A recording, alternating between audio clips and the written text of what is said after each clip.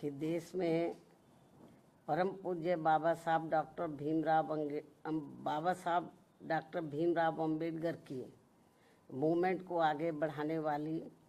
तथा दलितों एवं अन्य उपेक्षित वर्गों की बहुजन हिताय व बहुजन सुखाय के सिद्धांतों पर चलने वाली यहाँ एकमात्र अम्बेडकरवादी पार्टी केवल बीएसपी है। और जब से इस पार्टी के सांसद व विधायक आदि बने हैं तथा यूपी जैसे विशाल राज्य में भी ये पार्टी कई बार सत्ता में आई है, तो तब से केंद्र व राज्यों की भी सत्ताधारी और विपक्ष की भी अंबेडकर विरोधी जातिवादी पार्टियां किस्म किस्म के साम दाम दंड भेद आदि अनेकों हथकंडे इस्तेमाल करके बीएसपी को कमज़ोर करने में लगे हैं। और इस मामले में सत्ता व विपक्ष में बैठी जातिवादी पार्टियों ने पर्दे के पीछे से विशेषकर दलित एवं अन्य उपेक्षित वर्गों में से कुछ अवसरवादी व स्वार्थी किस्म के लोगों को मैनेज करके तथा उनके जरिए अभी तक जो भी अनेकों संगठन व पार्टियां आदि बनवाई हैं, तो उन्हें फिर ये पार्टियां अपने फायदे के हिसाब से सक्रिय करके व विशेषकर बीएसपी के मजबूत रहे राज्यों में और उसमें भी उत्तर प्रदेश में किस्म किस्म के हथकंडे इस्तेमाल करके यहाँ दलितों एवं अन्य उपेक्षित वर्गों के लोगों को गुमराह करके उनके वोटों को बांटने में लगी है ताकि बीएसपी आगे बढ़ने से रुक जाए। ऐसे में दलित एवं अन्य उपेक्षित वर्गों में से बने इस किस्म के पार्टी विरोधी संगठनों एवं पार्टियों से इन वर्गों के लोगों को जरूर सावधान रहना है,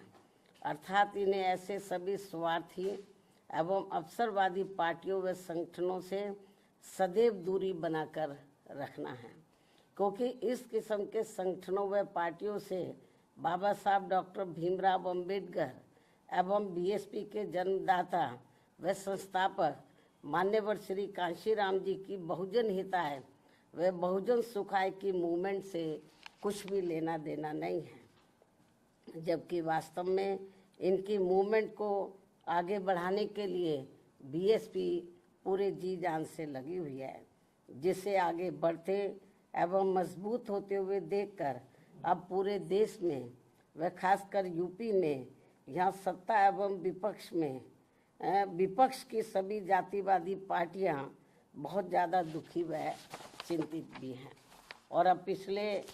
कुछ समय से जब से बीएसपी फिर से मजबूत होनी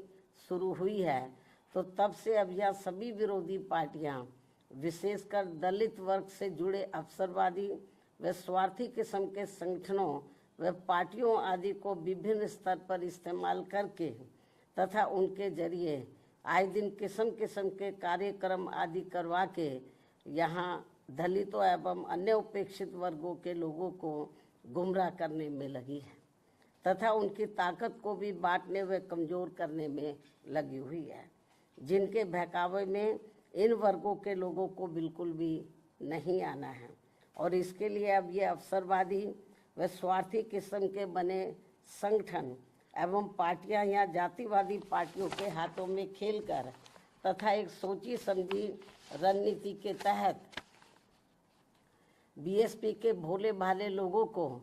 अपने इन संगठनों व पार्टियों आदि से जोड़ने के लिए अब अपने कार्यक्रमों में व बैठकों आदि में मान्यवर श्री कांशीराम जी का व मेरा खुद का भी नाम लेकर ये कहते घूम रहे हैं कि हम तो इनके मिशन को ही आगे बढ़ाने में लगे हैं और इसके लिए हम बहन जी का भी काफ़ी सम्मान करते हैं। साथ ही ये भी कहते हैं कि बाबा साहब डॉक्टर भीमराव अम्बेडकर के जिस अधूरे पड़े कारवां को बीएसपी पूरा करने में लगी है, उसके साथ हम भी खड़े हैं। इस किस्म की वो बातें करते हैं लोगों को गुमराह करने के लिए। इस प्रकार से ये सब लिपड़ी चिपड़ी बातें कहकर अब ये अवसरवादी एवं स्वार्थी किस्म के संगठन एवं पार्टियां बीएसपी के लोगों को गुमराह करने में लगी है तथा इस पार्टी को कमज़ोर करने में लगी हैं। जबकि इस मामले में हमारी पार्टी का ये कहना है कि यदि इनकी इन सब बातों में रत्ती भर भी सच्चाई होती तो तब फिर ये लोग विरोधी पार्टियों के हाथों में खेलकर अपने अनेकों संगठन एवं पार्टियां आदि नहीं बनाते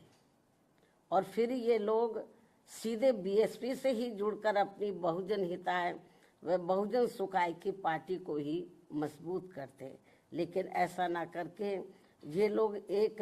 सोची समझी रणनीति के तहत इस किस्म की बातें कहकर हमारे बीएसपी से जुड़े भोले भाले दलितों एवं अन्य उपेक्षित वर्गों के लोगों को गुमराह करने में लगे हैं। इस किस्म की बातें कहकर बीएसपी को आगे बढ़ने से रोकने में लगे हैं, जिनसे इन वर्गों के लोगों को हमेशा सचेत रहना है ताकि यहाँ जातिवादी पार्टियाँ इनके जरिए बीएसपी को कमज़ोर व ख़त्म करने के अपने इस मकसद में कामयाब ना हो सके। इतना ही नहीं बल्कि अब ये विरोधी पार्टियां इनसे अनेकों और भी हथकंडे इस्तेमाल करवा सकती हैं ताकि फिर देश में बीएसपी का अस्तित्व ही ना के बराबर रह जाए। इसके साथ ही अब तो ये जातिवादी पार्टियां अपने राजनीतिक लाभ के लिए इन स्वार्थी व अवसरवादी संगठनों एवं पार्टियों को जिंदा रखने के लिए चुनाव में अपने वोट भी ट्रांसफ़र करा के इनके अब एक आधी एमपी व एमएलए भी जितवा कर भेज रही है। इतना ही नहीं बल्कि ईवीएम में भी धांधली करा के अब बीएसपी के उम्मीदवारों को जीतने भी नहीं दे रही हैं ताकि दलित एवं अन्य उपेक्षित वर्गों के लोगों का बीएसपी से मोह भंग हो जाए। हालांकि ईवीएम में धांधली को लेकर अब विपक्ष की पार्टियां भी काफ़ी कुछ बोल रही हैं।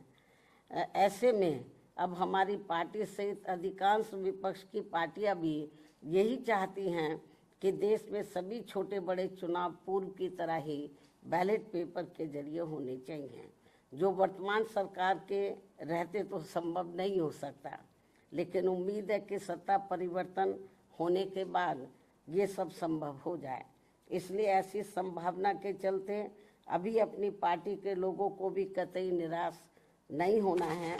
बल्कि इनको अपनी पार्टी को हर स्तर पर मजबूत बनाते रहना बहुत ज़रूरी है, क्योंकि देश में वर्तमान में चल रहे राजनीतिक हालातों में ये ईवीएम वाला सिस्टम कभी भी बदल सकता है और फिर यहाँ बैलेट पेपर से ही देश में हर चुनाव होंगे और ऐसा हो जाने पर फिर बीएसपी के भी अच्छे दिन पुनः वापस लौट आएंगे। इस उम्मीद के साथ ही पार्टी के लोगों को यहाँ जातिवादी पार्टियों के इशारों पर बने ऐसे सभी अवसरवादी एवं स्वार्थी किस्म के संगठनों एवं पार्टियों आदि के हथकंडों से सावधानी बरतते रहना बहुत ज़रूरी है। इसके साथ ही पार्टी के लोगों को अपनी एकमात्र हितैषी पार्टी बीएसपी के जनाधार को बढ़ाने की तरफ भी इन्हें विशेष ध्यान देना है ताकि फिर अपनी ये पार्टी खासकर यूपी में पुनः पूर्ण बहुमत के आधार पर सत्ता में आसीन हो सके, जो ये सर्वजन के हित में होना यहाँ बहुत ज़रूरी है। इसलिए कांग्रेस, बीजेपी व सपा आदि इन पार्टियों के सहारे व इशारे पर चलकर दलित एवं अन्य उपेक्षित वर्गों की एकता व इनकी एकमात्र हितैषी एवं अम्बेडकरवादी पार्टी बीएसपी को कमज़ोर करने वाले ऐसे सभी अवसरवादी व स्वार्थी संगठनों एवं पार्टियों के नेता चाहे अपने निजी स्वार्थ में सांसद, विधायक व मंत्री आदि क्यों ना बन जाएं, तो भी इससे इन वर्गों के लोगों का कुछ भला होने वाला नहीं है। इसके अलावा यहाँ मैं ये भी कहना चाहूँगी कि पिछले कुछ समय से हमें ये देखने के लिए मिल रहा है कि देश की राजनीति में एक दूसरे के विरुद्ध द्वेष, विद्वेष, संकीर्णता व मुकदमेबाजी आदि की नकारात्मकता इस हद तक बढ़ गई है कि आए दिन नेताओं के बीच किसी न किसी विषय को लेकर होने वाली असभ्य एवं अभद्र आचरण से जनता काफ़ी हैरान व दुखी भी है कि अतः वर्तमान में चल रहे ऐसे हालातों में इन लोगों से सही जन व देश हित भला फिर कैसे संभव हो सकता है, जबकि वास्तव में देश में ऐसा फैला विषैला माहौल सीधे तौर पर यहाँ के विकास व आत्मनिर्भरता के प्रयास को बाधित कर रहा है तथा देश के धन्ना सेठों की संपत्ति अब ज़्यादातर विदेशी निवेश में जाने लगी है, जिससे यहाँ की अपार गरीबी, बेरोजगारी, अशिक्षा व पिछड़ापन आदि की ज्वलंत समस्याएं और भी ज़्यादा गंभीर होती जा रही हैं। और इस बीच भारतीय अर्थव्यवस्था में अस्थिरता की मिल रही खबरें भी अति चिंतनीय हैं। देश के जीडीपी ग्रोथ में गरीब बहुजनों की उचित भागीदारी न होना अर्थात देश के विकास में सर्व समाज का हित निहित नहीं होना, ये वास्तविक कारण है जो सबके विकास को अपेक्षित संतोष नहीं दे पा रहा है। इसलिए सबका विकास होना जरूरी है। साथ ही देश के गरीबी एवं बेरोजगारी मुक्त बहुअपेक्षित विकास यानी कि सुखी संपन्न लोगों के विकसित भारत के निर्माण में केंद्र की बहुजन हितैषी नीतियों के साथ साथ राज्यों के गुड गवर्नेंस की भी भरपूर भूमिका न होना ये भी सोचने की बात है, जबकि यूपी जैसे बड़े राज्यों को भी सबके विकास का दायित्व निभाना अत्यंत आवश्यक है। इतना ही नहीं बल्कि वर्षों से अपने देश की सीमाएं भी पूरे तौर से सुरक्षित नहीं होने के कारण यहाँ समय समय पर आतंकवादी वारदातें भी आए दिन घटित होती रहती हैं। अभी हाल ही में पहलगाम की हुई ताज़ा घटना इस बात का खास उदाहरण है, जो अति दुखद व चिंतनीय भी है, जिस पर इस समय देश में काफ़ी राजनीति भी की जा रही है। ये भी बड़े दुर्भाग्य की बात है जो नहीं होनी चाहिए। वहीं दूसरी तरफ अब देश में कोरोना का भी तेजी से प्रकोप बढ़ रहा है, जिसके रोकथाम के लिए भी सभी राज्य सरकारों को विशेष ध्यान देना चाहिए। साथ ही देश में लगातार बढ़ रही गरीबी एवं महंगाई आदि ने भी लोगों को अब काफ़ी तोड़कर रख दिया है। इनके साथ साथ इस समय देश के कुछ भागों में भारी वर्षा व तूफान आदि आने की वजह से भी लोग बहुत ज़्यादा मुश्किल में हैं। इन सब मामलों में भी केंद्र व राज्य सरकारों को जरूर ध्यान देना चाहिए। साथ ही सरकारें कार्यक्रमों के प्रति गंभीर व संवेदनशील न होने के कारण आए दिन मची भगदड़ में हो रही मौतें भी अति चिंता की बात है। इस ओर भी सरकारों को जरूर ध्यान देना चाहिए। अब मैं अपनी बात यहीं समाप्त करती हूँ। धन्यवाद। जय भीम व जय भारत।